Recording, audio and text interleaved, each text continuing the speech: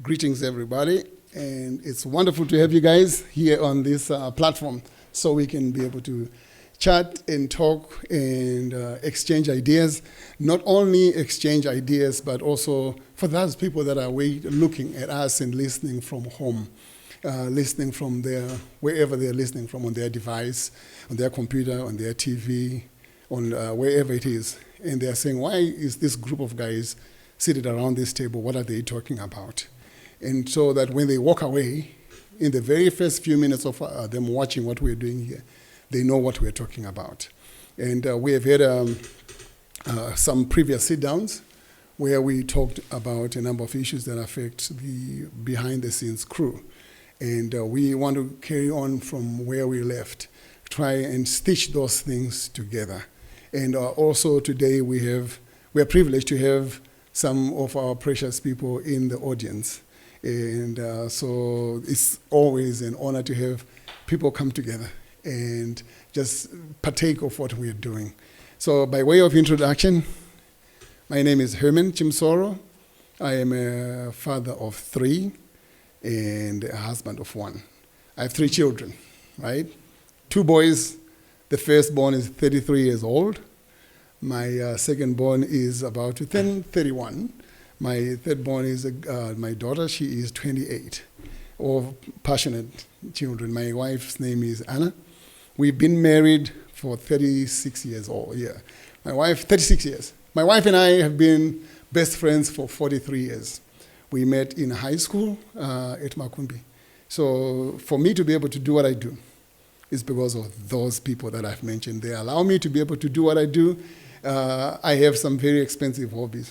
And for me to be able to do those things, because my wife allows me to do those, and my kids allow me to do all those things. So I'm privileged and honored that my kids have taken up some of those passions, like what Mono was saying, when you have like a generational profession and your kids take up that interest.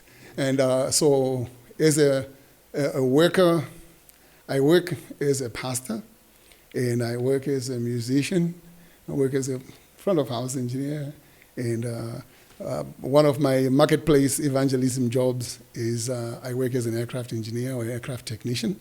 I've been an aircraft technician for 43 years. So I work on different types of aircrafts and everything.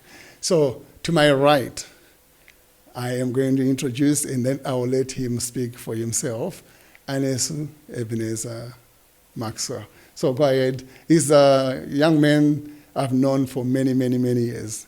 His dad and I are friends, tight friends. And it's an honor to be here. And also his father is in the audience as well. So, Anesu, go ahead, man, and introduce yourself. Thank you. My first name is Ebenezer Anesu Maxwell. I'm a pastor's son, and I got into sound and music through church, and it's such an honor to be here because this is where we used to come through with Daddy to see equipment. I remember getting into your studio and seeing Pro Tools for the first time, seeing what a proper studio looks like. So it always used to be a place where we would learn and we would be inspired. So back to my side, I am qualified Pro Tools engineer. My main field is mixing and mastering. I've done a lot of front of house and monitors throughout my career. I've done artists like Nasty C, I've done Tyler, I've done Mafiki Zolo, I've done Tellerman.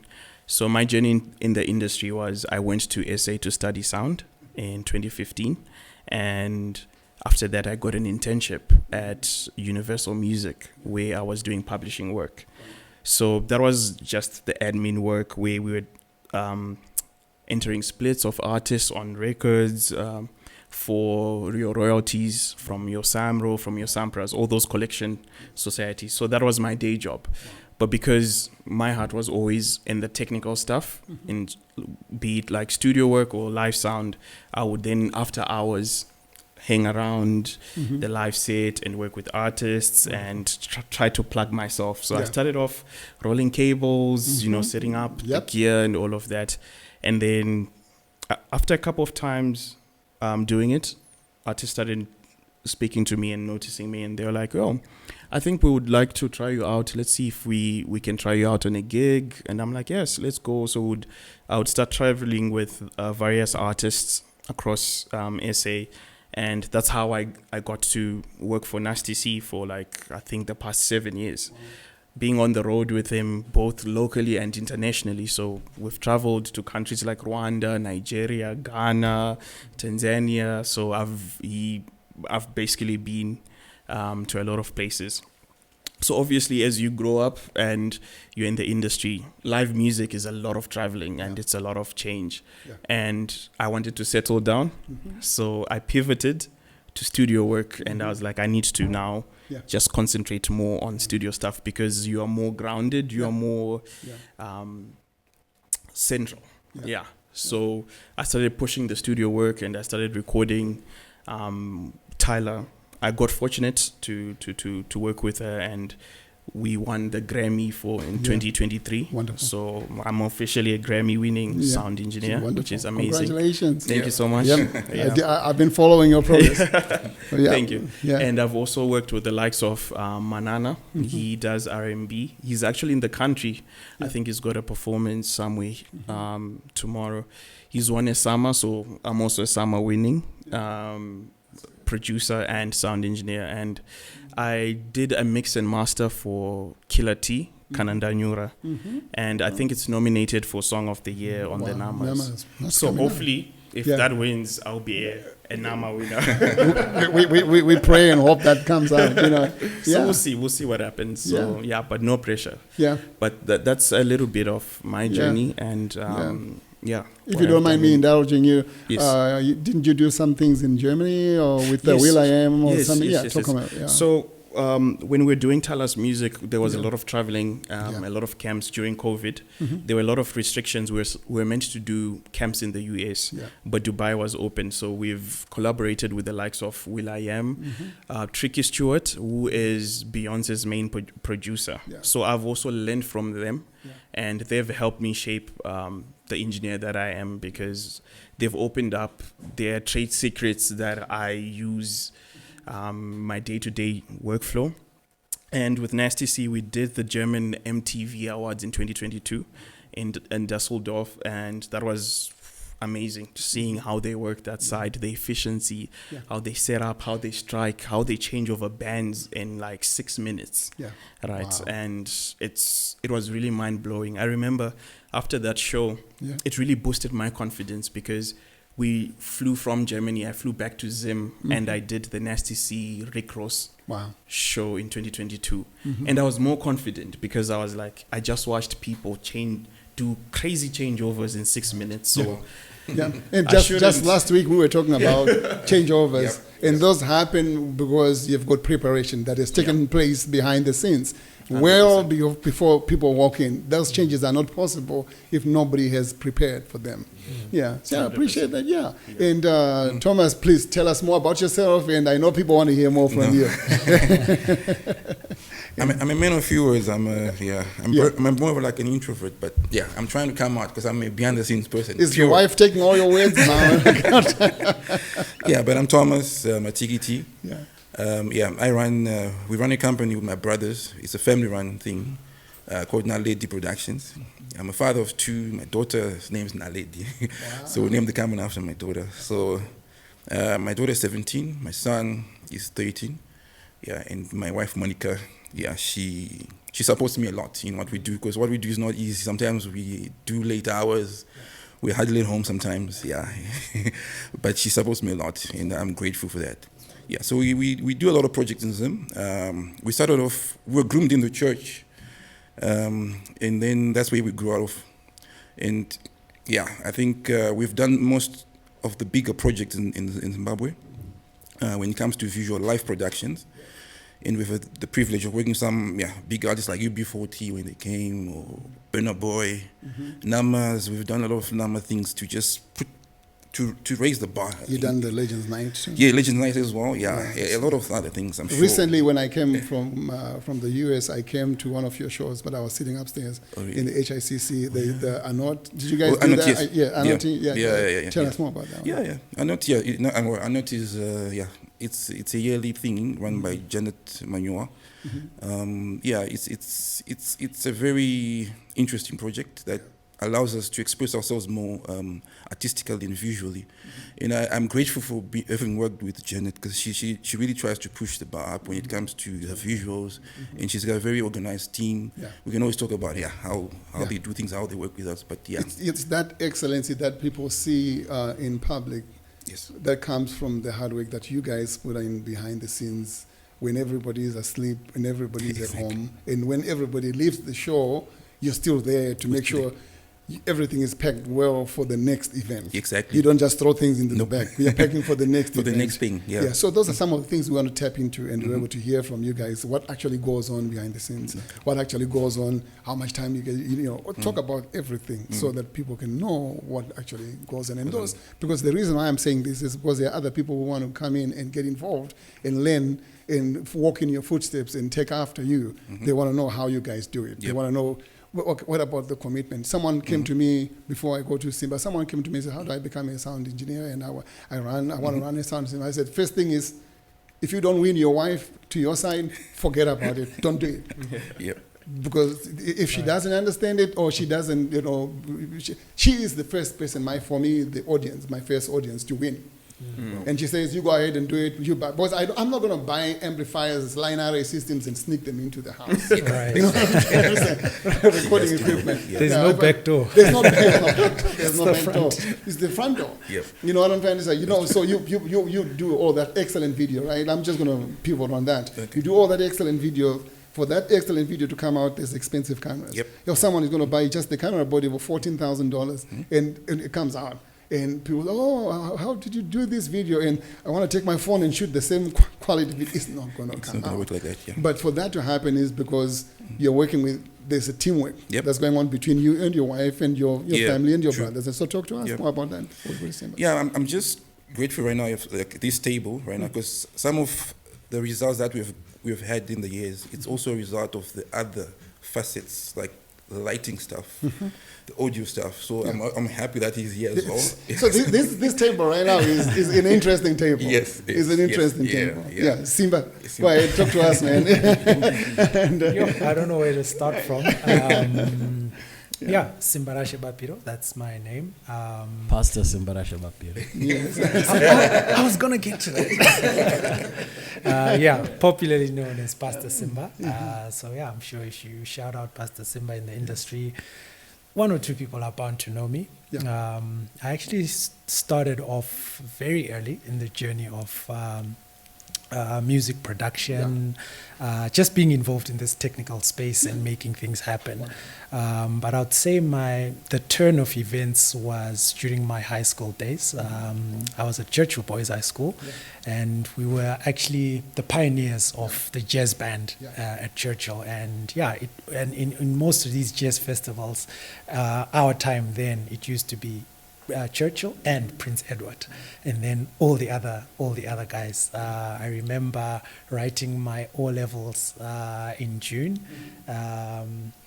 and I had to be at the Jazz Festival on a Friday and Saturday, and I had first exams on Monday.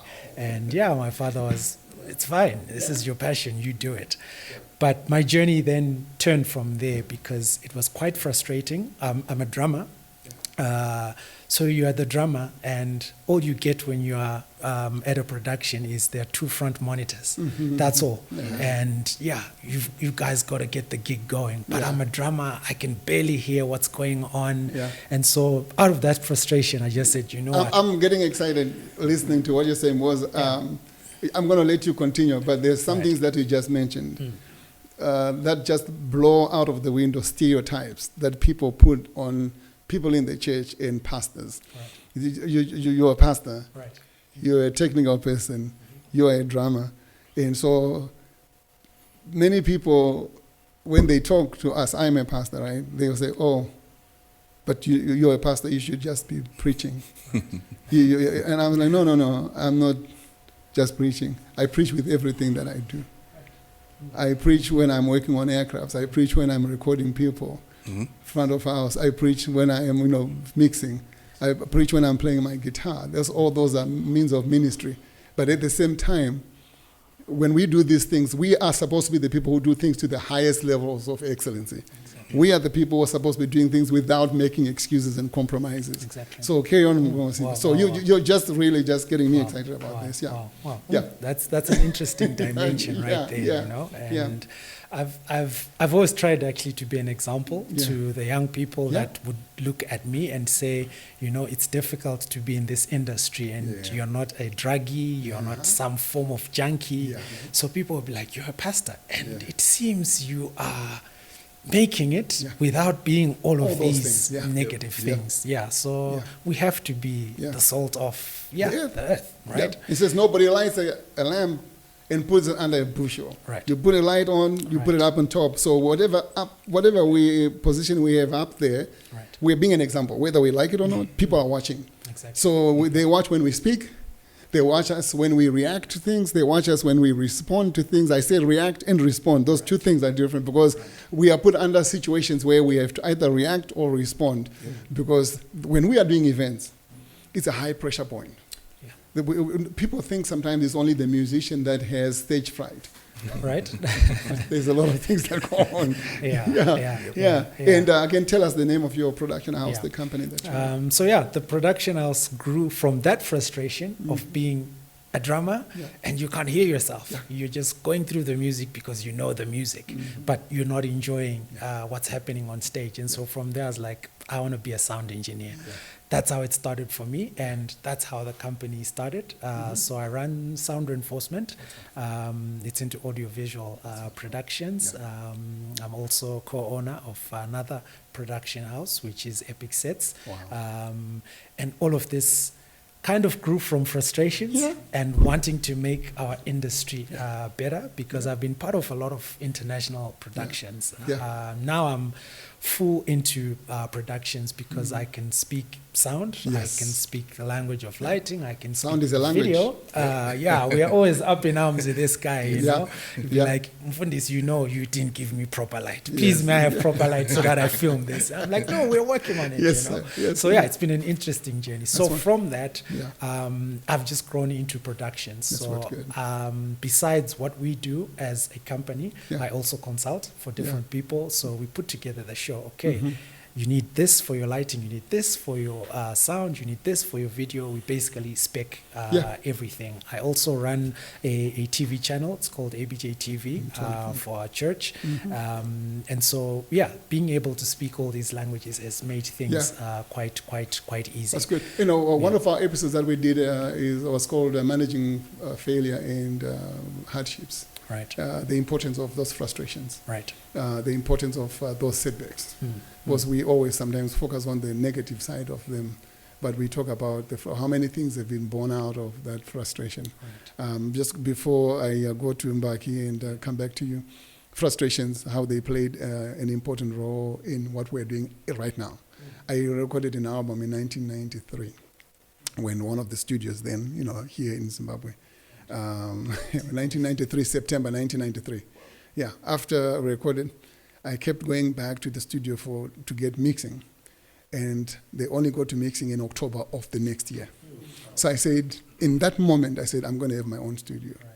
Because this is not going to happen again. Because sometimes I get a song right in the middle of the night and I want to write, I want to record, I want to track so I can go back to bed. Because as long as it's in here and I don't record it, I'm going to lose it.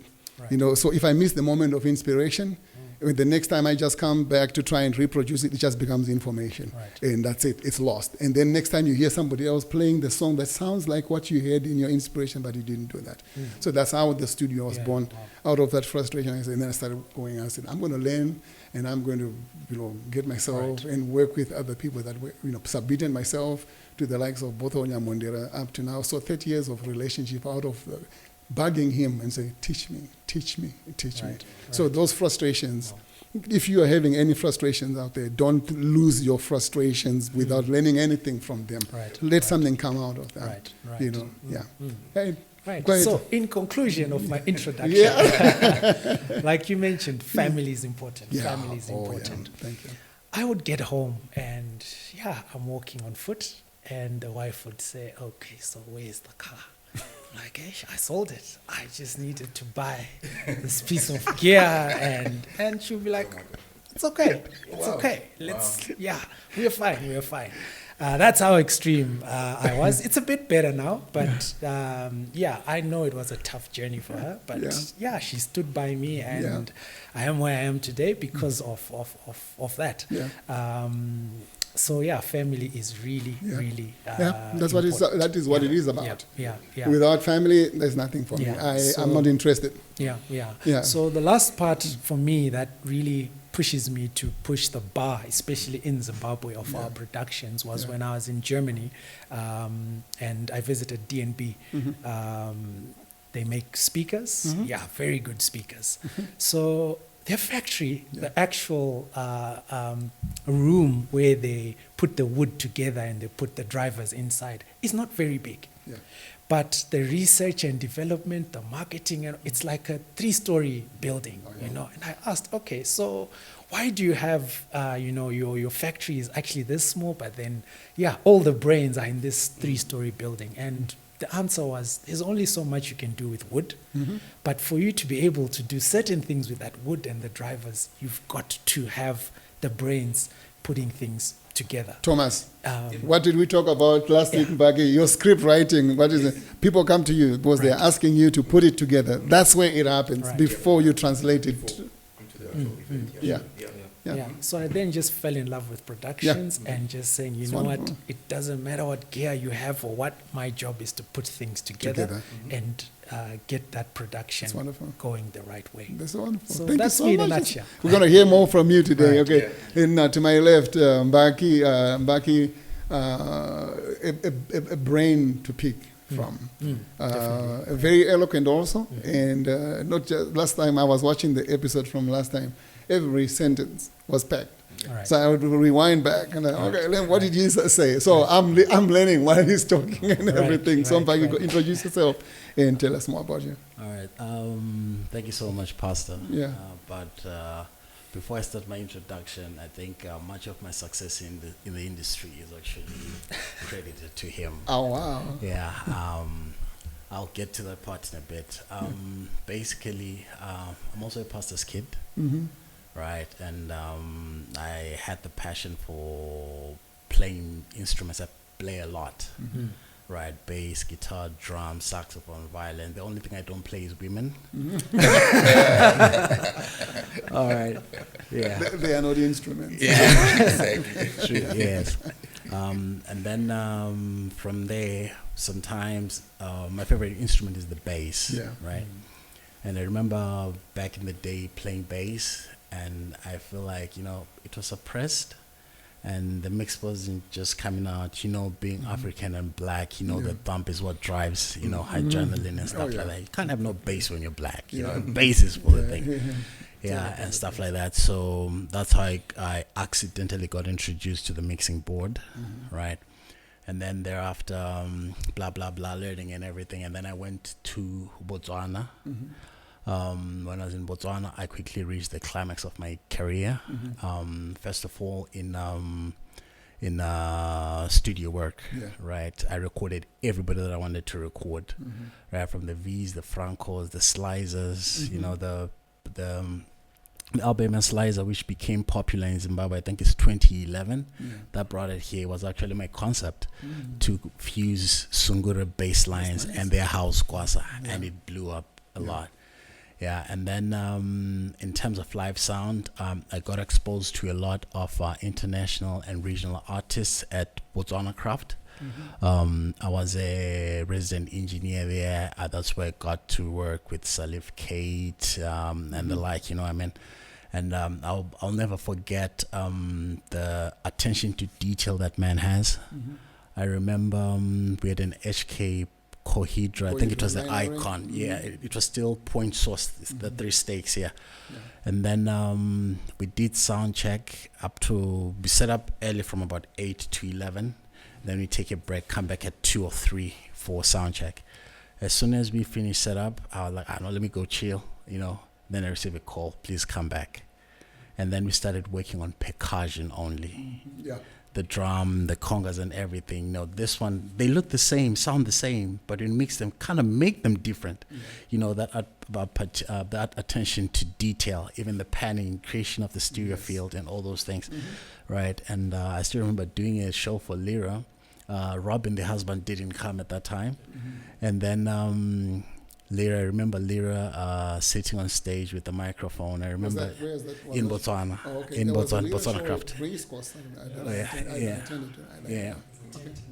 Yeah. Yeah. And she was quite soft, and again she said, "Okay, what's your favorite song?" I said, "I want to feel good." To say splash, she started singing with it, along with the mic, and then she said, "Can you try and make my voice sound as the music as what's sounding on the CD?" Wow. My guy. Yeah, well, and stuff like that. So, and then so I reached the peak of my career, but what then got to me is that you're not home. So when I came back to Zim, I said, I can't compete against Vusa. Tammy is a household name, you know, and all these things. I can't be. Vusa was supposed to Yeah. be here tonight. Yeah. Fantastic. So he's going to be coming. Yeah. Okay. Yeah. He had a few commitments. Yeah. Yeah.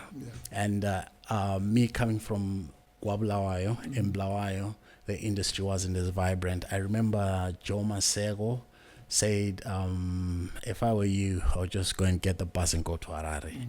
That's where you fit, especially with the kind of CV that I had at that time. So when I came back here, I did a bit of survey and did a bit of work with Music Crossroads. Yeah. And then I did the first workshop, which I think brought almost many of the engineers and was the foundation for lots of relationships and engineers in the country today. And I'll try and summarize it. That workshop was a miracle by God. I'm a man of faith, by the way. Yeah. So just in short, in just a few seconds, what happened is I had no money, I had no investment. God gave me the idea, do this and stuff like that. And what I usually do with my ideas is I quickly make a poster, all right, and say coming soon, or even set a date, whether I still have the resources or not, so that everybody knows that's Mbaki's idea. yeah. That's how I operate. Yeah. So if I have an idea, just speaking out, jot it down. Tomorrow you probably see a poster to own it. You get some Even with the production expo, stress going, even the what do you call this, the expo. I started publicizing it in 2016, but it only came to fruition last year. In 2019. Yeah, that's when it started. So that's how I own the concept. So when I did that, many people came through. I had $0. I went and asked a friend to book, what's the place called? Trust Academy. There was Jubilee Hall. I had no money. I still remember it was in January, end of January. Went and made a reservation for the 4th to the 6th of March, 2014. And then when I got there, I had no money. And after I made the reservation, I never went back to them. And then the day before, so the venue still wasn't paid. And then around about 3-4, there was a guy who was in Chirez who called me, "Hi, Mbaki, is there still space for the workshop?" I was like, "Can I send my money?" And like, "Yes, you can." And then I went and made the payment. And when I got there was a person who had actually booked the Monday and the Tuesday, skip Wednesday, Thursday, Friday, and booked Saturday. Right? And then when I did that, the following day, that's when people started paying. Then I went and then paid off for the venue. Now there were no chairs. Wow. And we had to go to the storeroom. I still have the pictures if you see them online. Some of them had no back and stuff like that. And the workshop was a great success. Pastor Bapiro was a facilitator. I remember we're having cable problems. Yeah. He was still staying by 7th. He said, find a car and go and get cables from, and stuff like that. But all the facilitators got paid, right? And I think I remember I made a profit of $23. That's profit. Everything, yes. It's not a And loss. that was a foundation. I remember Linton was there, and now he's one of the most renowned. Munyama Kaza, before he quit banking, he came there. He made relations. That's when I think met Pastor Simba and quite a lot of people. So that was a huge foundation even for the academy today, right? And then fast forward, I started the academy and the like. And then I have the vision. What's the name of the academy? The name of the academy is called Audio Academy. Wonderful. Yeah. So I wanted to focus mainly on audio. Right, and it's what I focus on. But then I realized nowadays you can't run a production and there is no, and you are not linked, you're in isolation. Yeah. You need to be able to know lighting, you need to understand staging and stuff like that. Yeah. And then there were some things that I wasn't really good at. For example, Pastor Bapiro also assisted me. He became a facilitator when I started Yeah. the academy. He used to come and teach cabling and running and use, and then sell and help the students get an engineer's toolkit as a subsidized price, which means it's the soldering gun, the playback cable, SHL, headphones, and quite a few things and stuff like that. And then after that, I then say, let me have a concept to see how this thing is as a test for the students to see. We started the Audio Academy Music and Arts Festival. Pastor Simba gave me venue, lighting, Wow. and many of the things at Thank you. at almost no price. And he just said it's just for logistics and food for the crew. Yeah. And it's actually online. That was the best lighting I've ever had That's within wonderful. the thing. That's wonderful. Even when we're doing post-production for it, I think it was nicely captured. Wow. Right. And all, that's why I'm saying much of my success That's and wonderful. point of presence really lies Yeah. with him. Yeah. Right. So come back to fast forward to today. Right. I am a front of house engineer. That's my favorite. I love front of house. Right. And I do monitoring. I'm very good at it. But what I don't like about monitoring is you basically have more than 20 mixes to take care of, and the attention to detail at that. Yeah. So Oh, you yeah. can't It's- have, it's you don't high- have high yeah, pressure. It's high pressure, Yeah. Dr. Daro. Yeah. And then It's all different mixes. yeah, going to all different places. mixes, Yeah. one board, right? And then what I then do now is I now work with Zim Papers TV network. I ventured also into broadcasting, That's nice. right? For a specific reason, which I won't mention now. Yeah. Right, and now because of all the experience that I had, and I also do a bit of consulting, special and structural acoustics, Yeah. and now that has made me a wholesome person who understands everything. Yeah. The only thing that I don't fully quite understand is lighting, as yet. But for key lights, the basic thing and Yeah. stuff like that, studio lighting, Yeah. I got that because of broadcasting. Yeah. And the like. So I am a father of two, Yeah, wonderful. right? I have a wife, one. Yes. Right. Definition is important. Definition is And, important, yes. Right. And she has grown to understand what the industry is like. yeah. You understand? Yeah. Because sometimes people don't understand, for example, maybe with all of you, maybe even Pastor Simba, sometimes you'll be on the mixing desk or whatever and your phone is ringing, you can't hear it. Yeah. And then probably the wife is trying to call and they're like, where is he? Yeah. And they say, no, I was busy. And say, you can't even hear it. So Yeah, that yeah. thing, that understanding really is. Yeah. But she's grown to understand that, and I really thank God for her life, Yeah. because it's through grace Yeah. that she has actually matured to the understanding of what the industry really is. Yeah. Right? Yeah. Yeah. And then, lastly but not least, I really feel intimidated when your godfather is here. What will I speak thereof? So I think We'll keep him under control. So yeah, guys, today, you know, what I want to do is cover a number of items to bring some definition to things, because it's very important to clarify and make things very clear, because vagueness is the lubricant for misunderstandings. Someone says, I want to have an event. I want to have a function. They'll call it conference. They'll call it any, you know, revival, or they'll call it, you know, an album launch. To us, it doesn't really matter what you call it. Yeah. To us, it translates to equipment. It translates to lead time. It translates to loading, trucks, Right. drivers, power generation, lighting, cameras. And that's how I hear you when you say, I want to have an event. Yep. Right. So you're speaking, there's an interpretation box right here between you and me. So that says, what you just told me is, you need 20 microphones, you need cables, you need DI boxes, you need processing equipment, you need, you know, drives for you, you need lighting and, you know, backline drive, you know, what for you maybe it's an interface for recording. I want to record it live. You know, everybody still says, oh, I want to record a live DVD and so forth, even though DVD is still, nobody records anything from the DVD anymore. But so all those things, people throw these terms out at us. And you are in the throes of that, the pressure of that event about to come up. And so I was to talk about event duration, what it means starting on time and finishing on time. I wanted us to talk about the sound front of house. I want us to talk about the stage itself, the sound on stage, backline instruments, and then the crew. And not only that, the video, the lighting, why it is important. I know we spoke and gave some introductions in our last episode, but there are people that have not heard what we talked about. So I'm going to throw the ball out at you, like Baki said. You're mixing. You're standing right there, and you've got thousands and thousands of people.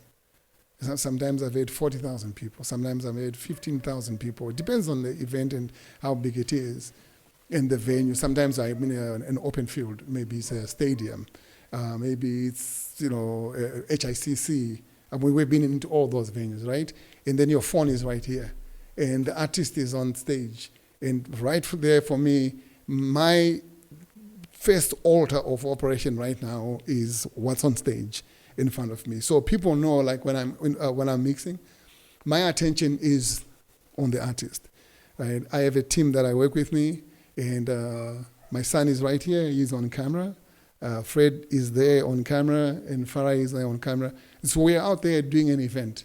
And sometimes Fred is doing front of house, or sometimes he's doing stage. He's mixing stage. And if I am mixing front of house, I forget about everything else that's going out there. My phone is either on airplane mode or off, or I don't even touch it because I'm trying to give the maximum attention to the person in front of me. But for that to happen, there's many nights, sleepless nights. And whenever we have downtime, I tell my guys, sleep when you can, because there are times when we don't have time to sleep. We're coming from one venue, one event to the other. From track before you even offload your crossing. So one time we were in Harare, then Montare, then Beitbridge. From Beitbridge, Gwanda to Bulawayo, Bulawayo to here. From here to Livingston down to Francistown back to Bulawayo, back to here. And everybody's expecting you to be functioning at full energy. Right. But you're driving, you're running, and you're not sleeping, and all these things are happening. At the same time, the event has to be excellent. So, and there's also communication that's going on between the crew. So talk to me. Let's talk to people about this. So, what you go through. You've got an event, and they are saying, give us an excellent event. What does it mean to you for all those things? Right. I'll go first. Yes. I'll start in a very unique way.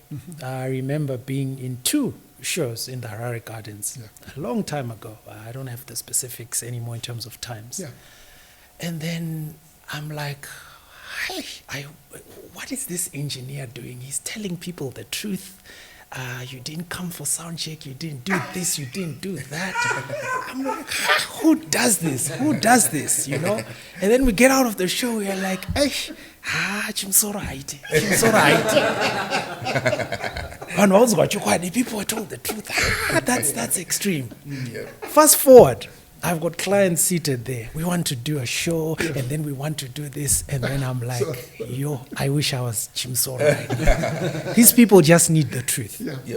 You want to have a concert, but in that concert, you want to have a table discussion. After that, you want to have a 2-people interview, a 2-person interview. And the program is like packed. And you're like, guys, what do you really want to do?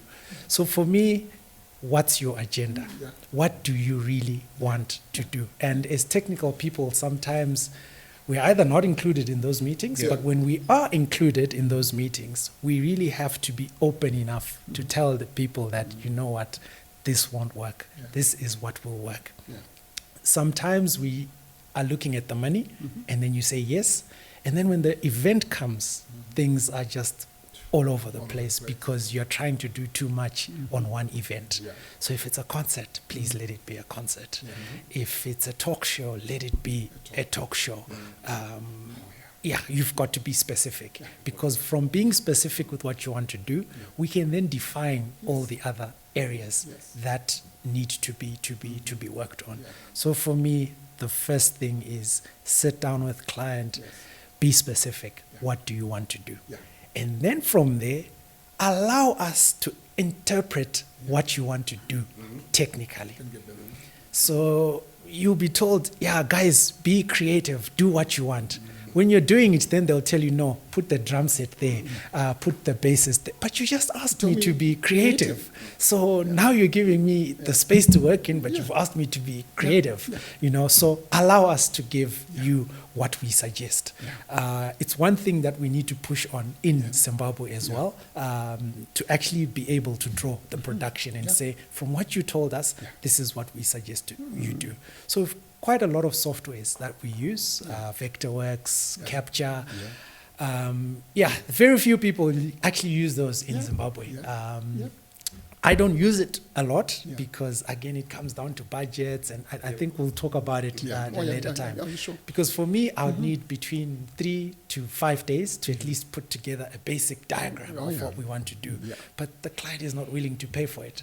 But from being specific... They're not willing to pay for it, but they still want it. They still want it, And they expect you to bring it. Yep, exactly. They expect the excellence, and it's like they've got money to buy a Honda Fit, but they want a Rolls Royce with that same amount. First be specific with what you want, and then the production, draw up the production, put it on paper as much as possible. Guys. That's good. Thank you.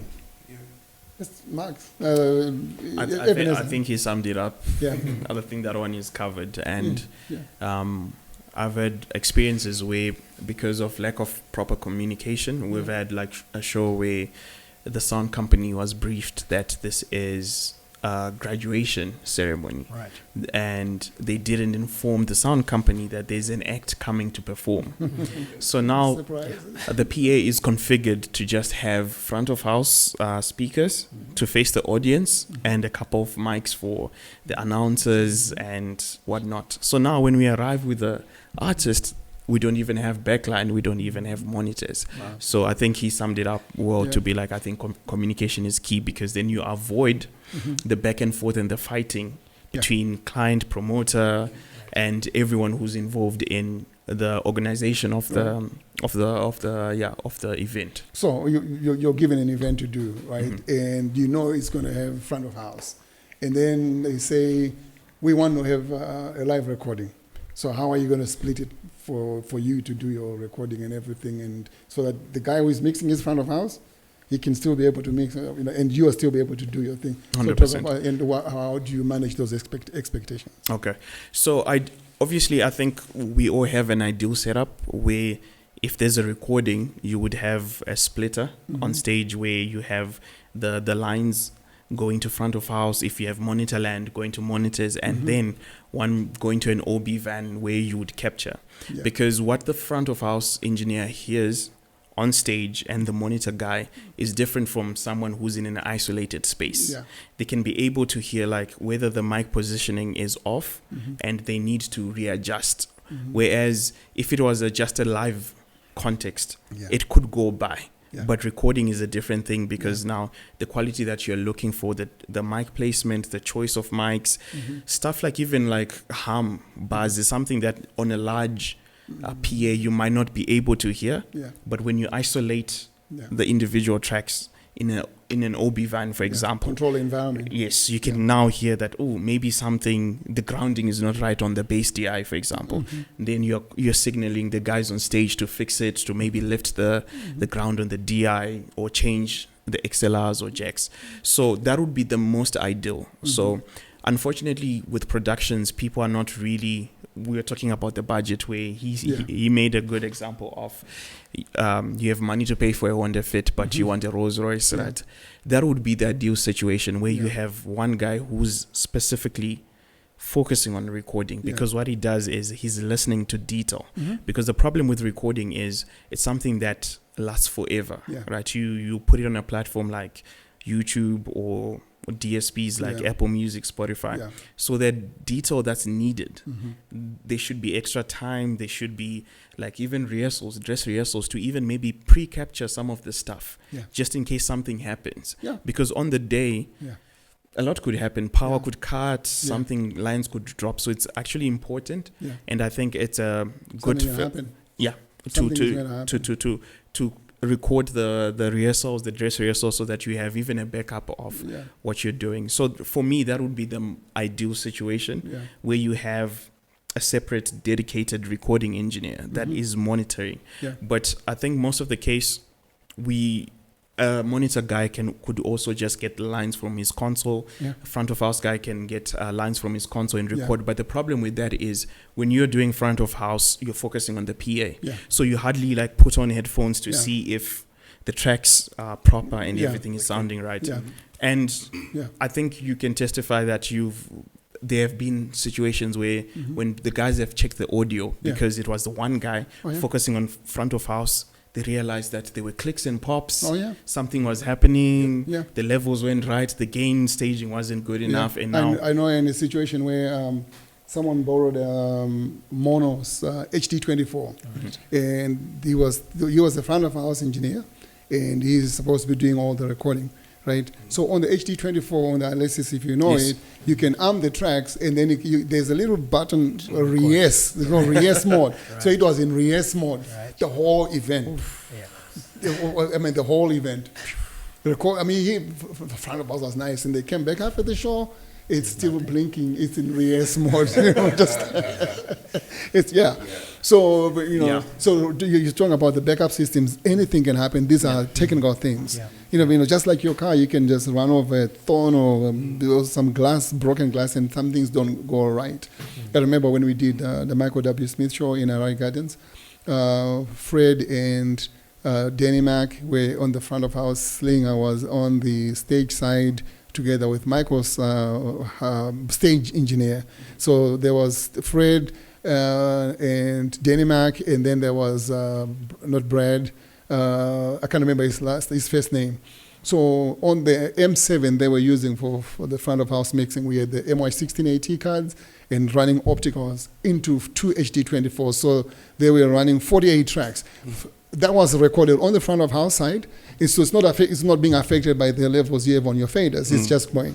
And then on the stage side, there was an Apogee interface running another 48 tracks. Oh. So when we were putting all those files together, they realized something had been browning out on that side. So the files, they ended up pivoting it where the front of house files.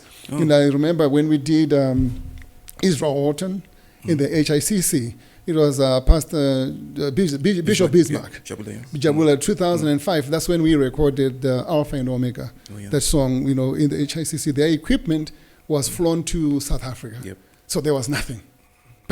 And they had hired our sound equipment to use. Oh, really? I So was there. he was there, you're there. So Jamie Brown was doing the front of house that night. Yeah. And then Aaron Lindsay, the production manager, was on the Yep. keys. Yep. And then Danny Duncan was the recording engineer. And they said, what's going on? So at that time, Bothwell and I were mixing my album here. I said, Bothwell, Mkoma, Bothi, Mondera. They need help. Mm-hmm. I said, okay, can we move our Pro Tools rig? That's 2005. From my house to the studio to HICC. So we did that.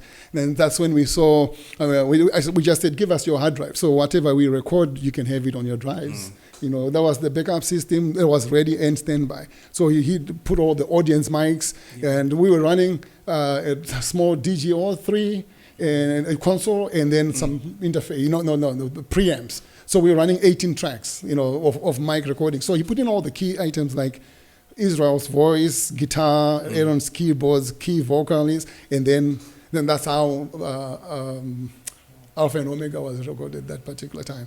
So it's talking about backup systems, and that was it. So Tommy, talk to us, man, about... Well, yeah, I mean, the issue of planning and communication is important. I think I can remember a couple of projects that we've done that were never actually finalized because the audio didn't come right. Wow. In as much as we capture the video, we always hear stories. I don't know of why something happens to the audio. These stories. Some Not ghosts. sort of been paid, Mari. Either things get lost or the tracks are not clean. I think these productions meetings, they are very important for people to really separate duties. I know, when engineers are focusing on the front of house, sometimes they don't really pay attention to the tracks and where they're going. I think I've also had problems because right now we do a lot of streaming. So that broadcast audio is a bit different from the front of house. So I don't know, maybe I'll need some input from you guys. If the same engineer who's doing maybe front of house can also be the one who is engineering the audio that's going to broadcast. Because I think it's something that can be split. Yeah. And it's something that maybe needs to be communicated to the client when they're doing the initial Yeah. meetings, production meetings. Because by the time they call the video guys, maybe the engineer, the audio guys would have agreed that we can do this. Yeah. Maybe we'll just give the video guys the left, right mix, whatever, just a stereo mix from the mixer. But it's always dirty, Yeah. not clean. Yeah. And it's a cry that I've always had for many The years. split again. Yeah. Yeah, I was talking about the split. So I think if we get that corrected, I think a lot of our productions, especially Yeah. the ones that are live and that are streaming, Yeah. they'll be better. Yeah, I was watching the last thing I want to hear is a camera microphone coming through the stream. It's just so, it's just, go ahead, man. I was just giving an example of Super Bowl. Yeah. The sound that they do and the changeovers that they do, the planning that's into it. I know that at the end of the day it's about budgets, as you say, but I don't know. I know that we've done a lot of miracles in Zimbabwe. Right. Working with- We are a land of miracles, prophets and apostles. Exactly. Working with limited budgets, but we also need to communicate to the Right. clients. Yeah, Right. some of the things that I needed, Right. and not just agree to any. I have a question for you. Yes. Do you do it with everyone or you just do it with us? Because somehow we are speaking the same language. Because I think also in Zimbabwe, we need to differentiate between people that do productions and people that are looking for money to buy bread for their families. So when we come to a production, then they tell you, fix this light and that light and that light. Whatever they want done, they know we can do it at the end of the day. Is that what you face every day with all these other companies, or others are just looking for money to take care of their families and not interested I think in we can production? tell when we're working with someone who just wants money and someone who is actually passionate about the end product. Because I know that you are a perfectionist as well yourself, and you don't get offended when we try to fine tune things and to make things more perfect. Because we know at the end of the day, our brands are going to grow and we're all winning. But we've been to places where things are very difficult. People are not, maybe they just resist for some strange reason to fine tune things and to perfect things. But I like our relationship that we work. We always get things done properly at the end of the day. That's good. For this. Productions. I'm very passionate about productions. Sometimes my administrator is actually sitting in this room with us. They kind of had to fire me from the money side of things. You'll never be hired. Because maybe a client is paid for 10 lights. I look at the space, I'm like, no, we need 20. So I just go into the warehouse and I put in those 20. That's what passion does. And I'm just a passionate person. And one of the things that I've actually learned from you, besides the honesty bit that I talked about, if I'm not mistaken, you were the first one to bring in a DW in DW drum in kit, Zimbabwe. and it's only it's one of the only 5 that they made. Right. And so the person who actually delivered that to me was the DW president himself. Okay. So I said, you have to sign. Right. They only made the custom five of those. Right. Yeah. So for me, it was, like I said, productions. It's something that's a passion of mine. So you'd Google things, and you're wondering, will we ever have this quality? And then here you have this function in the Harare Gardens in the HIC, then you see this DW drum. So it's possible. So that's actually some of the things that pushed me to start pushing the production barriers. You're like, okay, so it can actually be done. We have a DW in Zimbabwe. You know how people mention cars and they say there were only 5 or 10 of these built. We have one in Zimbabwe. So you're like, so we actually have a DW drum in Zimbabwe. So that's what pushed my passion for productions. And you mentioned the issue of budgets. Budgets are very important, but I also feel, I hope I am not killed by my fellow production people.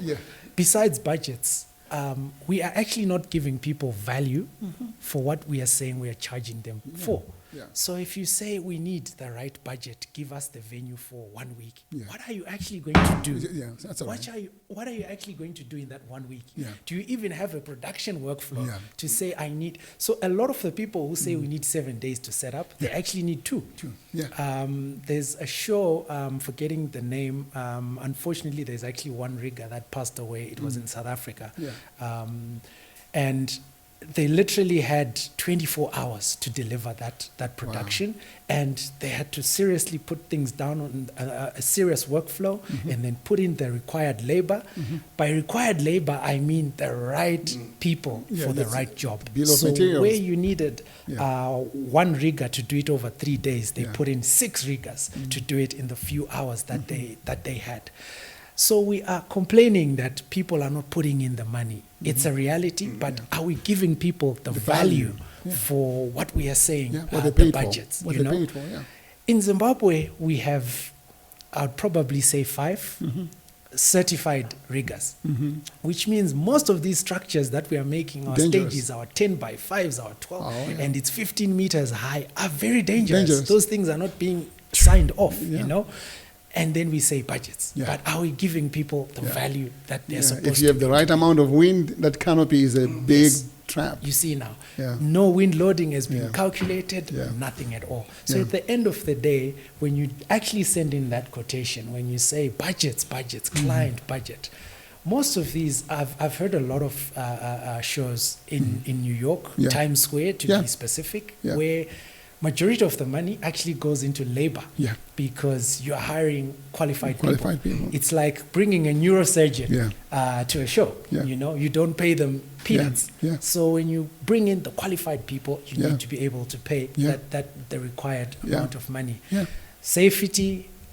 So yeah, you know, we need to give people value. Yeah. For So while you're on that, you know, I'm going to call, say, Mbaki, Yeah. like you say, qualified people Right. to come and mix, Right. right?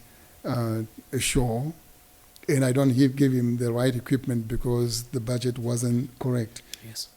The person who is going to be under fire from the musicians, from everybody, is going to be, they will always call the popular word, engineer. Engineer. For him to give that value, because that's important, because it's better for us to over-deliver.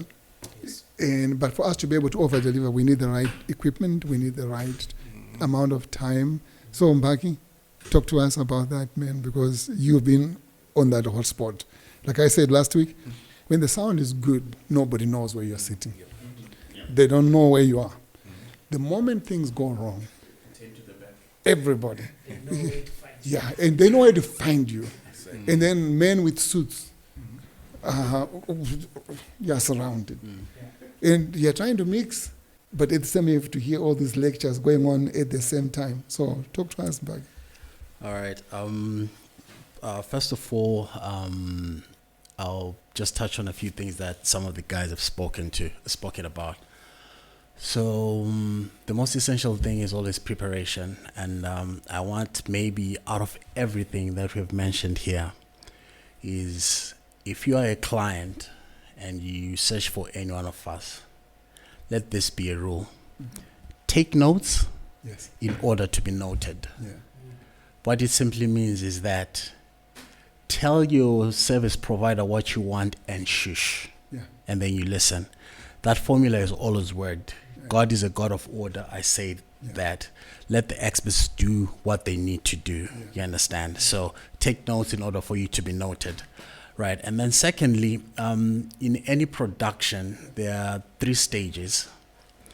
There is the input, so which is basically, in our instance, the musicians, whoever are on the input transducer side, right? All right, so we really don't have control for that, right? Because they need to prepare. But where we come in key is the processing part, making sure that it's baked nicely, you understand? And I'll give you an example. What sound engineers, lighting, video guys, and the people who do production are like, we are the bakers. And let me just liken it to this. All of us love a Black Forest cake, right? But the ingredients that make up that Black Forest cake, when you take them individually, they taste horrible. Do you understand what I'm saying? Yeah. You can't have flour on its own. You understand? That's number one. Second, number two, all those ingredients, they come in different proportions. Yeah. Because you have 5 kgs of flour doesn't mean you need 5 kgs of salt. Doesn't mean you need 5 kgs of eggs. I want to try 5 kgs of salt. Right. So we are the people responsible for how much of ingredients need to get into the cake. Yeah. Right? The third part is the output, which is the audience, how they receive what we have baked. You supplied the ingredients, we have baked it. Now it's up to them to have the taste. Yeah. So in order for this 3-stage process not to be affected, everybody play a role. Like you rightfully said, if a suit guy, don't tell Pastor Simba that I need a blue light where it's supposed to be at. You understand? That doesn't work, right? If a blue side give us the money and shush, you understand? After the thing, we'll then give you the receipts and stuff like that. So I believe everybody should know where they fall. Yeah.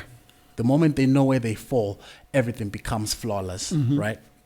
Another thing that I need to mention, which was mentioned by Mkoma Thomas. Nowadays, people are not as patient as they used to be. When they go to a show and probably want to do a live DVD, sometimes if you just give them feed and it's on the video, they are fine with that, right? And I think Pastor Simba can attest.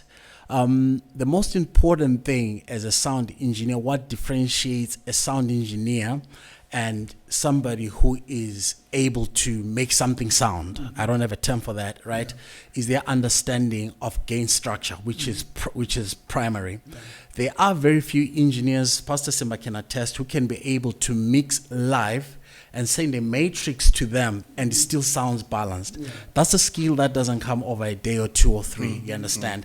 I remember there is a recording that Pastor Simba played with Harare Gardens. It was, I think, funeral year Robert Mugabe, when In Total was playing my hymns.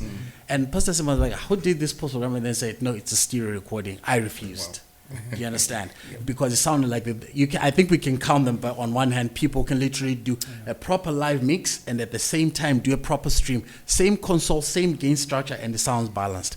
So for your event, that's why I say take notes to be noted. When you give us what you want, what you intend, what you really want, right? Don't say because person A is a good mixing engineer, that means they can be able to handle this. Right. It's not like that. Right. It's never like that. You understand? So I'll rather you can get service provision somewhere else, but get a specific sound engineer and invest in that for that particular show. You understand? That means it would make your show very, very flawless. Is that okay? Right. And then to what you then asked me to say, you had a show and people do this and they need you to work magic over, deliver, blah, blah, and stuff like that. As a principle, right, if I'm speaking for the area of sound, live sound, as a principle, when an event is, for example, HACC has got a capacity of 4.5, let's say 5,000 people, you don't bring equipment that's equivalent to 5,000 people. Yeah. You need to bring equipment that caters for 10,000 people so that you have headroom, you understand, so the equipment doesn't distort, you don't blow over your amps, and so that the equipment, the speakers breathe, you understand, because if they're overdriven, it affects the coils, they overheat, sometimes your ears the speakers can play tricks on you, sometimes you feel like they're opening up, sometimes they're closing up, and you're not touching it on a mix, so it really thinks, so you need to understand how the equipment works on itself, you understand. And that's part, and these are things that prayer does not answer, by the way. You just need to be able to be specific, right, and spec right. You understand? So when I come, the Bible says, write the vision down and make it plain so that he that runs with it can be able to run with it. Able to run. Things have to be plain. Right. And also, to a certain extent, cheap is not. Cheap is never cheap. It's very expensive. Cheap is always expensive. You can get away with feedback from a live sound, but you can't get away with it from a live recording. You understand? So what I'd encourage the people listening to us, please respect the figures we put on the quotation, because it's for a valid reason. Like if at the end of an event there was feedback, there was this and there was this. Sometimes I may not have the proper gear, right? But I still need to put food on my kids' table. I need to maximize profit, true. You understand? So, You're working. yes. So if I need to outsource something from you or from him, you've got your standard rates. I'll rather do with something so that when I get home, madam says you are away for the whole night. Bring something substantial. Do you understand? So it is from a certain point of reference, right, that when we then say we are speccing something or we are quoting a certain price, we are coming from something, you don't understand it, right? So shush. We can account for that after the what? The event is done, right? And then lastly, but not least, right? More than anything else, right? Mono says something which was very profound the previous podcast. He said that in Zimbabwe we don't have a culture of calendars. We don't have a culture of calendars, right? And things do happen sometimes because at the end of the day, it's subject to budgets, like what Pastor Simba said, right? And everybody's saying it's always subject to budget. Sometimes you'd rather stagger your payments, right? And say, Pastor Chimsoro, I've got an event in June. But Mario's then ayaslupa guy as well. As $15 kates, and then Pambok Sasa they were $45, and stuff like that. So it's that by the time we've got things to outsource, right? Because our showbiz is seasonal. I can't expect to get wireless microphones, headsets from Pastor Simba in December. It will be $100 per mic. You understand? So I'll rather start doing that when? Now. You understand? So that time frame of preparation is really, really key to subject thing. When you have a budget, you understand your vision, you've explained it, and a quote has been given, right? Stagger your payments if you don't have a funder. You understand?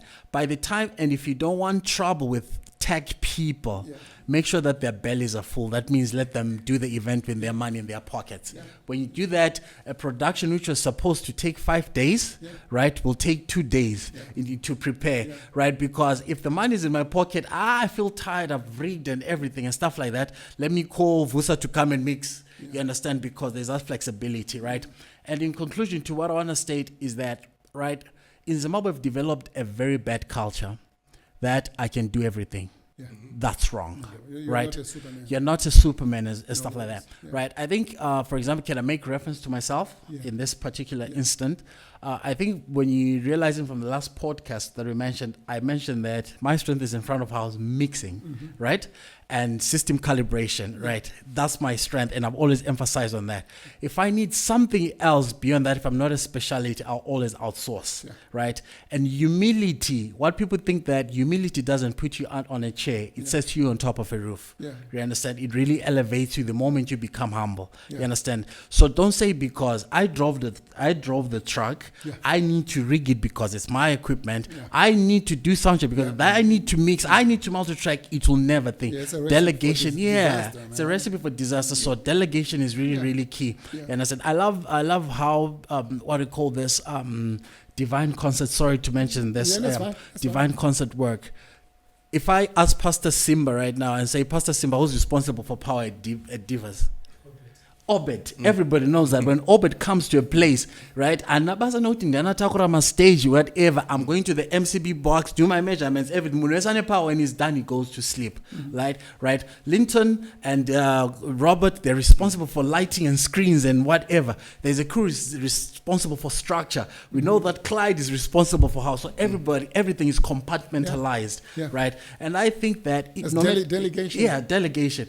So I think if we develop a culture like that, right? Like I said the other day, in the showbiz, you're only as good as your previous event. So I think that's why many people have events every day and others don't have, because they don't compartmentalize it. Anyway. Talking about the calendar culture that you just referred to, I'll go back again and I want to hear from you guys as well, to the Michael W. Smith event that we did in 2012. Michael communicated, the first time he communicated his intention and confirmation to come was the 24th of May. The event was on the 29th of September. 24th of May, we got all the requirements. Everything from keyboards, the CP300s, the drums, the bass, that MPEG right there, and that bass right there. That was part of the nice strings, this thing. It was all part of that communication. So we had all that time to be able to put all those things together. So there was no surprises. Everything was communicated. So we need to get to a place here in our country where for us to raise the standard of excellency, especially in the house of God, we need to stop making excuses. We need to stop this last minute culture. Yeah. And also another thing is when people communicate and you say, what time are you going to come? They say, I'm coming there just now. Just now means forever when I get there. Sure. So that culture has to stop. The other thing that I also have experienced, and like you mentioned, I believe in speaking the point as quickly as possible and as direct as possible, because that way you don't forget it, you'll remember it. So fellow pastors, call me to come and do their event. And they're very vague. Nothing is clear about what they want to do. And I'll say, Pastor, hold on. What you're trying to do and what you're trying to achieve is this. This is how we're going to do it. This is how you are able to achieve it. There's no other way. The amplifier and the sound equipment does not know it's in church. It does not know it's in a beer hall. It does not know it's in the sound system does not raise its hands.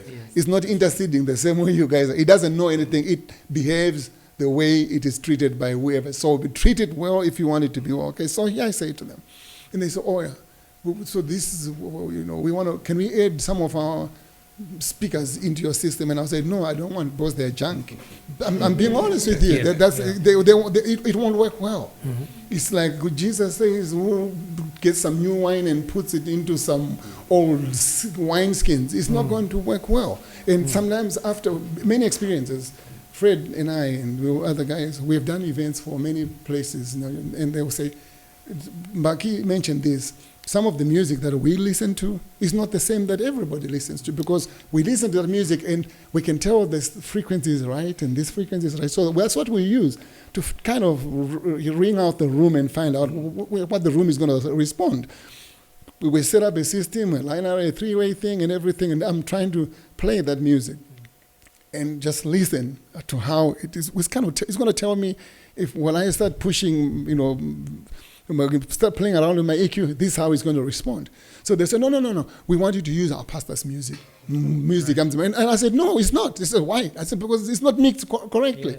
I will tell you point blank. Oh, no, are you saying you can't say that? And I said, no, touch not the anointed. And I said, no, I'm trying to help you so that when she gets on stage, she can sound right.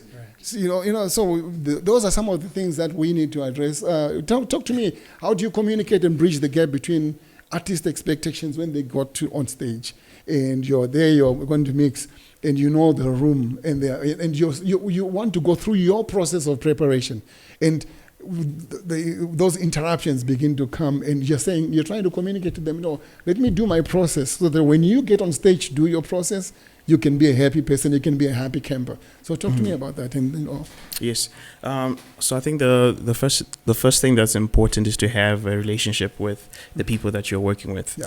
So we are talking about sound engineers, front of house, and monitors. I think monitor engineer is it's very key for them to be in good books and very close with the artist, because you sort of like mimicking their personality. Yeah. So when you're doing that mix for your bassist, your lead artist, you're sort of like trying to get into their head to be like, what would they want? So you're starting there, and then obviously if they want slight adjustments, then you can do that. So that's the first thing that is important, because if something is going wrong, if there are like any changes, you're able to communicate. That is very important to manage their expectations. So if you don't have a good relationship, there might be a problem. For example, you get to a venue, you don't have the sound disc that you're comfortable with. So now you saying, I might need an extra 20 minutes because I'm used to this type of disc, but today that disc was not available. So it would take me a bit more time to dial in the disc that we have on the show. So with that relationship, it goes a long way, because now he mentioned about the musicians being like the ingredients, the sauce, right? You need to keep them calm. You need to keep them relaxed. So if you're able to do that, even if, for example, like I know I've done shows where I'm like, look, the system wasn't calibrated properly. So please allow that the first song might not be as smooth as I'm starting to now dial in. and adjust. So if something happens like a feedback and what you're not used to, please just bear in mind, because this is the situation, this is the tech that's there, and we just have to push through this first song. I'll try my best to make sure that by the first song, I have dialed in all the settings that I need, so that by the second, third, fourth song, we are like where we usually at. So I think that would be my main point, to be like, relationships are very key. So being a monitor engineer, I think you're like a people's person first, because as much as the front of house engineer mixes for the crowd, the monitor engineer mixes for the musicians. So you being in good books with them and actually communicating to them, to be like, guys, the tech rider we sent wasn't, they didn't deliver everything. So that means I don't have the effects that you're used to. Can you perform with this? Yeah. Are we going to be okay? So now they're not also walking onto the stage blind and expecting that they're going to get this result. That also puts them at ease, and they're expecting anything that can happen. So that would be my first thing. Then in terms of the technical requirements, it's very important for the promoters to also actually respect the tech requirements of a band, because what it does for an engineer is it gives you a couple of steps, especially if you're working at festivals where there's like quick changeovers and there's no time for a lot of sound check. Because what you can do with some of these digital consoles, you're able to have a session that you walk around with, and then you can start there, like a template where you can be like, Say you're on okay, a flash drive and load it up. 100%. Yeah. So if they honor that, if I'm like, okay, I use a Digital Quantum 338, That's expensive. right? Bring me my Digital Quantum 338. I know if I load my session, if the patching is according to what I specified, then even I have some of the EQs, the compressors that I've used in countless of my shows. I'm at a Reference point. I'm at a reference point now. I'm just tuning to the room, like what you said, like how you know the music and all of that. So I think the industry respecting that just gives everyone a starting point to be like, let's make sure that the technical requirements are met as close to as possible. Yeah. And also let there be communication to be like, if a tech writer is sent and I'm like, I'm using a Yamaha M7. Don't bring a PreSonus disc and not tell me. Yeah. And then when I get there, I'm expecting this console, and then now we are finding out on the day, which is, it happens countless times where someone makes the decision for you to be like, you asked for this item, but because we don't have this item, I'm going to give them this and not communicate. Oh my God. So that happens a lot. Yeah. Yeah. And let me ask you guys, Tommy, you're working with in an event with multiple artists, and they're going to be one on top of the other, like one after the other, and it's going to be going for many, many, many hours. And you know, the artists have got different requirements, right? Whether it's different lighting requirements for the same event, you know, you're going to be running your lights different, or maybe they have different video expectations, different sound expectations, and so forth. What do you do? What's your situation there? You're still using the same stage, same setup that's over there. How do you manage those different expectations? I think it's mostly to communicate. If there's a chance to communicate with those artists before they go on stage, of what our look, because our job is a bit easier on the visual side because we just work with the set that's there, and what usually makes things more complicated, I think, is the audio side of things. Because what I tend to see sometimes is some artists, like these days, we are having an issue where artists probably they need to be moving around with their own engineer. Yeah. Because who understands their music. Because sometimes the engineer who's there, they don't really understand the music, or the parts where there's a solo or whatever, they're supposed to push something up, but they don't understand the music at all. Yeah. And it frustrates the artists to the point that the visuals that we're taking, it's feasible, that they're annoyed and they're not happy with the sound. Because at the end of the day, the music is what carries the video. I think the music is more important than the video. I've seen that in a lot of our projects, that if the audio, the music is bad, the project will never be successful, as much as our video will be good. So I don't know how we can encourage artists, and maybe it's expensive as well to have your own engineer that you move around with.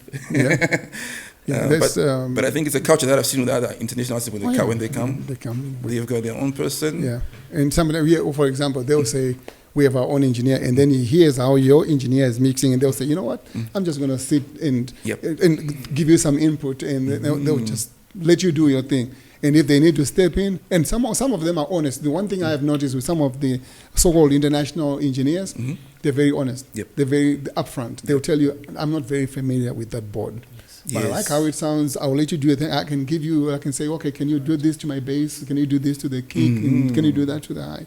And so here in Zimbabwe, like what Mbaki says, we have many Mr. Know-it-alls. Yeah. Yeah. Okay. Or maybe an artist comes with their own engineer, and he knows that guy's music, and then he say, no, this is my mix. Right. Yes. You're not There's some getting on this. resistance. There's a lot of resistance. Yeah. Yeah, what we're talking Yeah, about. yeah. If you experience any of that. I think for me, it has come down to actually low self-esteem Yeah. or non-confidence at all. So he really doesn't know what he's doing. So now he wants to feel important, trying to dial into a mixer that he's actually not familiar with. But before I go into my point, I had a question for Tom. What's the possibility of actually us pushing the bar to request some form of script on the part of the artist? You know you're going to have 10 artists and they know it's one stage, this is my performance, where they actually give you some form of script, or you actually discuss a script where you know, okay, this first song, they're going to start with the keyboard, they're going to do this, they're going to do that. Because majority of the time you're working on the fly. You're like, oh, I think it's that guy. Okay, can we have a camera there? You guys, hats off to you. You've really tried to capture things just by seeing what's going on there. But Run and gun. yeah, have you ever had those conversations? Yeah, we've had. I think we need a template. I think that we're gonna have to give people, especially when it comes to a production manager or some sort of an event planner who works with us in the meetings and then understands the flow of the whole thing, including the stage managers, so that we just know the flow of everything and everything is scripted and everyone is communicating as well. Because there's still also an issue of communication. The comms kits that we have is usually video guys are just talking by themselves. Yeah. The engineer doesn't even know what we're talking about. But I know that internationally everyone, including the backstage, everyone is talking to. Yeah. We know what's happening. Yeah. And they're grouped, whatever. If there's one person maybe will be knowing who to speak to at the same time, or they want to speak to a specific group, we need those systems. Yeah. Right. And I think there's a gap there. There's a gap. Right. So, Pastor, you're the one who started this. It wasn't me. I wasn't going to talk about pastors and churches. And just following up to his point where he mentioned having that pivot, that key person in between, to be able to speak the admin language and the technical language at the same time. The anointing flows from the head and it goes down. So if you are the lead pastor, you are the head pastor. You've done a good job in raising up your sons and daughters. Allow them to then operate in their spaces. We need a pastor whisperer. So if I know what a nod stage 4 is, it doesn't mean your anointing is now less because you don't know what a nod stage 4 is. I've actually gained the confidence because I'm serving under this house. So allow me that space to be able to define what your preaching what your voice needs when you're preaching. So if I say, I want to spec a biodynamic mic for you, a Sennheiser, whatever spec, it's because I've taken the time as a son of the house to study how you preach, the dynamics in your voice, and now I want to spec this microphone for you. But people will then come and say, no, but there's an $80 mic there. Why do we need a $5,000 Accient mic for? You know, but you have no problems. You don't ask why Emirates is charging 5,000 USD for a first class ticket, 100%. and you've put the guests on a first class ticket, but now you want them to use an $80 microphone. So I think sometimes money is not even the problem. We are just not pushing enough for people to understand that they need to put in the necessary resources and they need to give people the space to operate in. Moving to my lighting discussion around this, you hear people saying, look, I watched this, we've got our Grammy producer in here, I watched this on the Grammys, so I want my set to have this big screen at the back, and then this, all the glitz and glamour that they saw. And then now, they look at the quotation, they see the big screen, and then they see all these other things. Then they ask you, no, but what's all of this? I want the big screen. Then you try to explain to them, I'll try not to be too technical on this one, that you know what? When you are watching or when you're looking at the big screen, it's giving off light. Yeah. And so for you to be able to see the subject, which is your preacher or whoever it is, you need to have light that is coming from the front, which is your key light. Yeah. That's where the illumination is coming from. So you don't see it there. It's actually hidden somewhere up in front of house position. So you want me to quote you for what you're seeing. Yeah. But if I just give you the screen, the camera is going to see the loudest thing. He's not going to be able to shoot anything. Yeah. But now you're saying, remove this on your quotation, remove this. I just want the screen only. Yeah. People need to just leave people to be able to do what is in their space. That's what we talked about. So last someone time. will tell you, okay, I think 10 lights, those are a lot. Why can't you just put There's 2 a reason lights? why we have those 10 lights. So I talked about those softwares, Vectorworks, Capture, where you can actually put in or draw up a stage. We have a 10 by 8. You draw that stage, and then you put in those lights. Then you actually know, all right, this is how I'm going to light up this space. You know, there's a difference between a light source and brightness. So people will tell you, I want a bright stage. But there's a difference between brightness and the light that you're actually putting onto the stage. So to achieve that brightness that you're looking for, there's a certain amount of fixtures that I need to put in. So if you put it in that software, it's then going to tell you, okay, let's work with 12 of these Fresnel lamps, let's work with 12 of these spots. Then you actually know how your stage is going to be looking like. So it's really disheartening when you have to get into a technical discussion. You've actually done a bit of this, and you know exactly what you want, and then someone tells you, no, 12 lights are too much. Put in let me interrupt you on that, because I want you to come back to that, and then Baki is going to come in as well, because the two of you guys in the previous episode and what you just say now just brings back to something that we talked about, where our leaders, our pastors or wherever, they're not letting the right people speak and take the lead when it comes to making certain technical decisions, because I am the man of the house, so everything falls under my authority, or in our spiritual lingo, my covering. Your covering doesn't translate to anything technical. Just get out of the way and let the technical people, the correct people, do their job, and then you'll be a happy camper as well. Go ahead, Pastor. Exactly. And that's very critical in a lot of houses of houses of worship. Let's let people who know what they're doing do their thing. I've done a lot of consultancy in churches, and majority of what they'll call you to do, and they say, we want you to train our guys and what. You get there, then you're like, you know what, I can't do anything here. Let's go back to the drawing board. You need to employ someone. That's number one, who knows what they're doing. And then this person will then speak to the rest of the volunteers and then give them direction. You carry that. This is how you carry it. It's not just about saying, my youth, Sarai, Gatsumze, speaker. You will have no equipment at the end of the day. You got to lift it correctly. Exactly. You got to transport it correctly. So one thing pastors need to know, I think you mentioned it in passing the last episode. One of the most important things is a very good sound system, a very good visual system, lighting system. Everything audio-visual is very important. Go ye therefore, take the gospel to all the ends of the earth. How is that possible? Now we've got things like Facebook. It's a nation on its own. Over 5 billion people, somewhere there. It's a nation on its own. But it has its technical requirements. Yes. And when you meet those, your pastor is going to be known far and wide.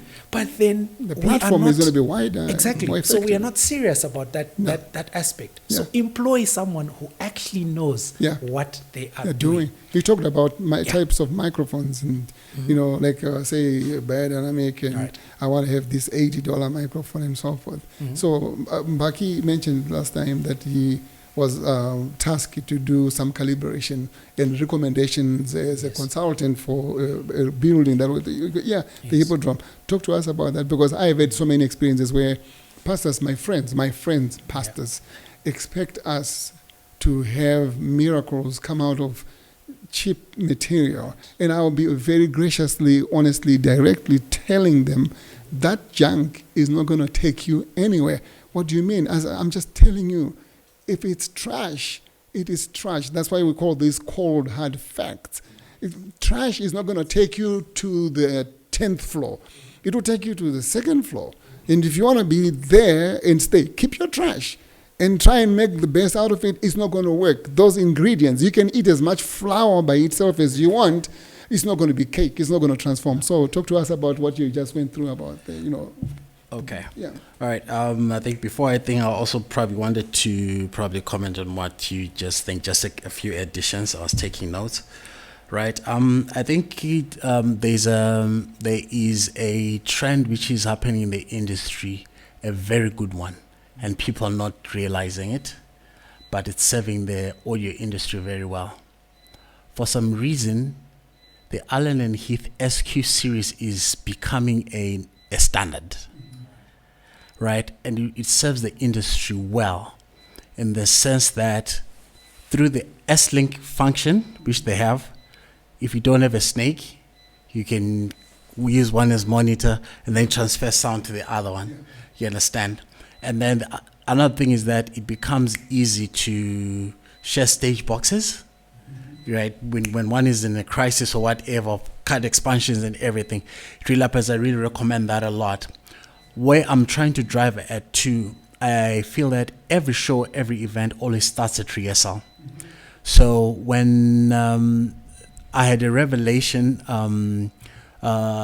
before Michael Jackson died, the This Is It deep thing that came out, the sound engineer was actually part of the rehearsal. And Michael Jackson was even saying, no, it sounds a bit too harsh, and let's just bring it down. The kick is, you know what I'm saying, and everything. So the engineer was literally creating a mixing session during whatever. That's where technical writers come in to say, I need an M7 mixer, I need this kind of mixer, so that they carry the show file. Then they have a reference point. Do you understand? So it all starts with the rehearsal. So I think that it's a very good trend that's happening, and I feel like probably our rehearsal places where they do rehearsals, they should have at least an SQ series somewhere, so that whenever it's done, because everybody in rehearsal studios now do in-ear monitor systems, everybody now uses headphones, then you start mixing your thing from there. By the time you get there, when you put in your show file, you recall you've got somewhere, at least you've got a system to work with, but everything is at kind of 60-70%, which is way better. That makes your Masvingo incident a little bit easier. Yeah. All right. And then, so another thing that I realized is actually missing in the thing, is actually going to the question that you asked, is that there are certain major key roles that are missing in production. Mm-hmm. Pastor Simba is talking about production, but the roles that are missing in the showbiz right now, we don't have a producer for concerts who is well known. We don't have a director for concerts who is well known. For example, all of us are service providers. We are technical people, but we need people to coordinate that. Let's have a producer, Anotozikana Kanatine event yema concerts. It's Anu, so he's called. He knows how to get things done and people. Then you need to get the director of the event. Then he will direct the show, everything. That means they'll start directing from rehearsals. They'll start directing from this, coming up with the scripts for the lights and everything. There's a DVD, I'm not so sure if Ivan mentioned it to you. Last year we were supposed to do a DVD in Blair for My Mamuka, right? And when we spegged, I actually put 2 or 3 trips to Chendai Koko to attend the rehearsals, and we film on a phone so that we come back here, script everything, go back, because there'll be some instances, because what people don't understand is this. Lighting, ya Pastor Simba, determines, right, camera movement. It determines loudness of sound, right? And also influences choice of sounds or music itself. So, for example, there's a song that needs grand piano and a vocalist. The lights need to be dimmed in the spotlight. The cameras need slow moving thing and stuff like that. You understand what I'm saying? So let me give this as an example. I usually say this in my workshops. If you go out there, like right now, there's a state of balance that God made. Yeah. Where the apana motor, which is too loud, there's no bed that's too thin, there's no wind that's too thin and stuff like that. The sound engineer is simply trying to reproduce that balance with the materials that they have. Yeah. You understand? Kana paka nyorovera or pane, it's a romantic thing. There's a certain mood that's needed. You understand what I'm saying? And sound is in isolation won't achieve, you know, that kind of thing. It needs lighting, it needs this. And do you know who comes out with that? It's the director. Yep. Do you understand? So I think there are roles that are missing in the show business. You understand? I think Pastor Simba, Madam Gano Pinda Paro, and So stuff I like have that. out of that, I have a question that's specifically for Pastor Simba. It's point number 14 on the notes that I sent you guys. Talked about lighting. Right. Do you ever get people communicate to you about your event, the theme of the event, what they're trying to achieve, the mood? Because you know what's going to happen, especially the two of you guys. Whatever you set, the mood that you set with the lighting, that's what he's going to capture. That's what's going to be remembered. That's going to be the fingerprint of that. So do people communicate to you the theme, the mood they're trying to? They don't. Cold hard fact. Yeah. They don't. Yep. I actually, most of the discussions that we then talk about those things, you actually request that meeting, then you ask, okay, what's the name of your event? Because when you ask them, what's your theme? They actually don't know how to define the theme. So you'll be like, okay, what is it called? Then they'll tell you it's the cross. Then you'll be like, oh, okay, the cross. We can work with themes like these, and then they'll be lightening up. They'll be like, oh, okay, yes, okay. Can we do this? Can we do that?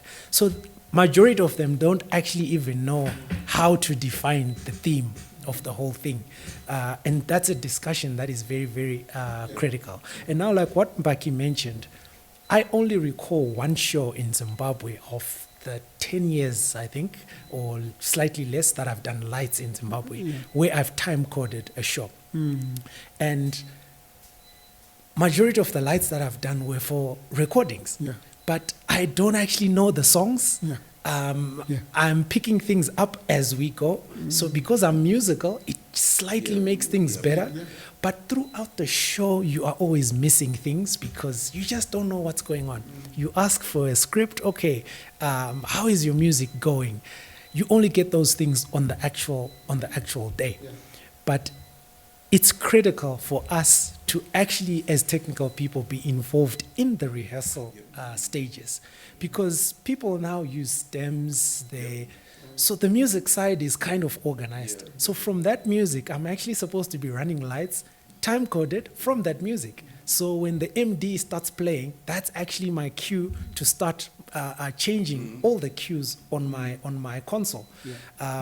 So I hardly do a lot of programming. I work a lot on the Grand MA platforms, .2 to be precise. I've shifted from Avolites. It's just a choice. Nothing wrong with Avolites, but MA just does it for me.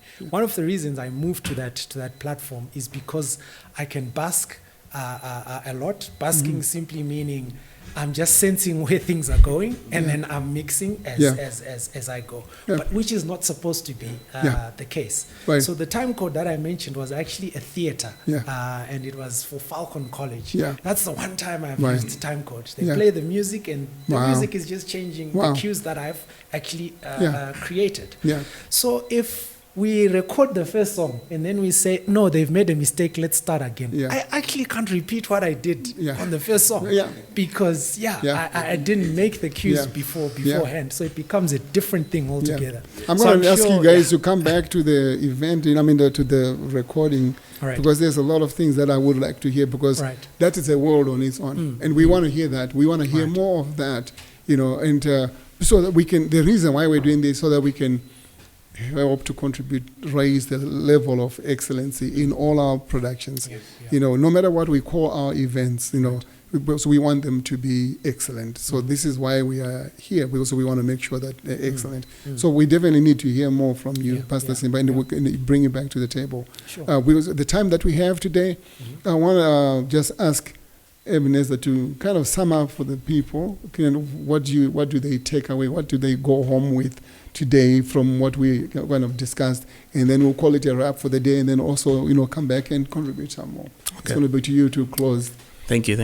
I would say thank you for this discussion and sharing the ideas. I would say let's be people who are forth planning. Like, let's get into the habit of planning. Let's get in the habit of communication. Let's get in the habit of trusting our professionals, because it's good for us. It benefits us, and let's try as much as possible to even know the vision before we even involve our service providers, before we even involve consultants and stuff, because that alone just helps remove the guesswork, the uncertainty. So I think, that's what I would say from today. All right. Thank you so much, guys. And I want to thank you so much, guys, for coming. And I really appreciate you guys giving that contribution.